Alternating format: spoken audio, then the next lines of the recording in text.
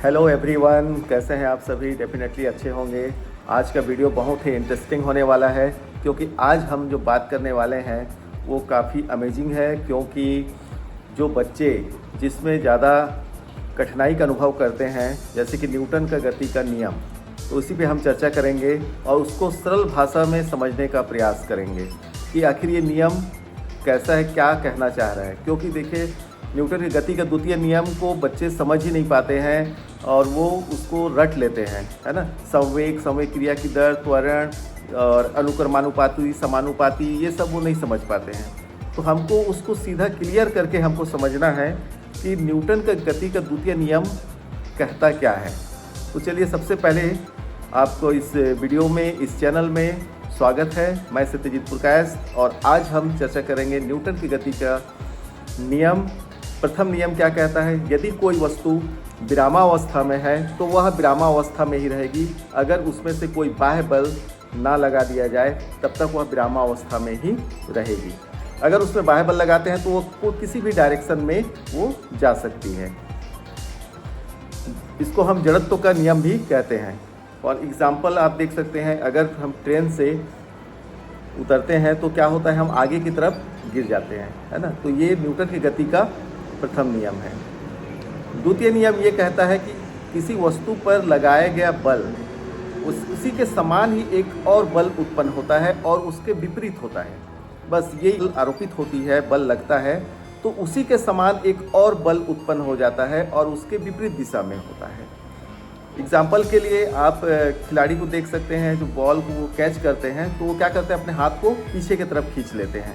इससे तृतीय नियम कहता है किसी भी वस्तु पर की क्रिया उसके विपरीत प्रतिक्रिया होती है। अगर आप किसी बॉल को दीवार की तरफ फेंकते हैं तो वो क्या होता है, वापस आपकी तरफ आता है। अगर आप कहीं पर हाथ में बल लगाते हैं टेबल पर तो उतना ही बल टेबल भी आप पर लगाती है। तो ऐसे ही अगर हम बॉल को दीवार में मारते हैं तो दीवार भी उतना ही बल हमारे तरफ फेंकती है। तो ये न्यूटन की गति का तृतीय नियम है। इसके एग्जाम्पल आप बहुत सारे देख सकते हैं। जैसे कि आप कुआं से पानी निकालते हैं बाल्टी से, तो अगर रस्सी टूट जाती है तो बाल्टी कुएं की तरफ जाती है और आप पीछे की तरफ ऐसे फेंकाते हैं। बंदूक से अगर हम गोली चलाते हैं तो गोली सीधा जाती है और जो व्यक्ति गोली चलाने वाला वो पीछे की तरफ फेंकाता है। तो क्रिया के विपरीत क्या हो रहा है, प्रतिक्रिया हो रहा है। अब इसको हम सूत्र के आधार पर समझेंगे कि इसको फार्मूला कैसे बनाया गया।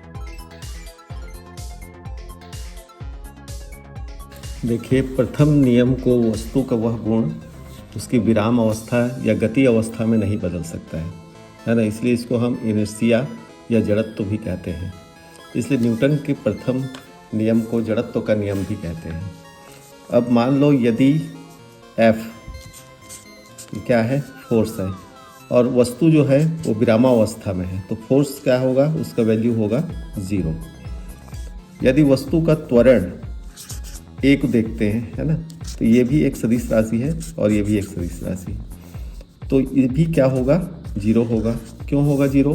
क्योंकि यहाँ पर जो बॉल है, वस्तु है, ये विरामावस्था में है, रेस्ट पोजीशन में है, इसीलिए इसका फोर्स भी 0 होगा और त्वरण भी 0 होगा। तो वेग इक्वल टू क्या हो जाएगा, इसका वेलोसिटी क्या हो जाएगा, नियत हो जाएगा, कांस्टेंट हो जाएगा। ये हो जाएगा इक्वेशन 1। अब दूसरा नियम देखते हैं। यदि किसी वस्तु पर आरोपित बल फोर्स F है और उसका संवेग P, ये भी एक सदिश राशि है ना, यानी कि एक वस्तु पर बल लग रहा है और उसके साथ उसके जैसा ही एक और बल लग रहा है। इस कंडीशन में क्या हो जाएगा, M V। अब यहाँ पे M क्या है, M जो है वस्तु का द्रव्यमान है और V उसका वेग, यानी कि इसका ये द्रव्यमान और V वेग। इस कंडीशन में फॉर्मूला हमारा क्या हो जाएगा, dP बाई dt अनुक्रमानुपाती F, या हम इसको इस तरह से कर सकते हैं, force equal to constant dp by dt। ये हो जाएगा इक्वेशन 2, जहां पर k एक क्या है, समानुपाती नियतांक। अब तीसरा नियम को देखते हैं। प्रत्येक क्रिया के बराबर तथा विपरीत प्रतिक्रिया होती है यदि दो वस्तु पिंड पारस्परिक क्रिया सदैव विपरीत और बराबर होती है। यदि कोई वस्तु दूसरी वस्तु पर F12 लगता है ना, इसका जो फोर्स है आरोपित करती है, तो दूसरी वस्तु जो है प्रतिक्रिया स्वरूप वो क्या होगा, 21 हो सकता है। उस वस्तु पर जो बल लग रहा है प्रतिक्रिया के रूप में, ये हो सकता है 21। इस कंडीशन में फॉर्मूला हमारा क्या हो जाएगा, F12 equal to minus F21। ये हो जाएगा इक्वेशन 3। या हम इसको इस तरह से भी कर सकते हैं, F12 plus F21 equal to 0।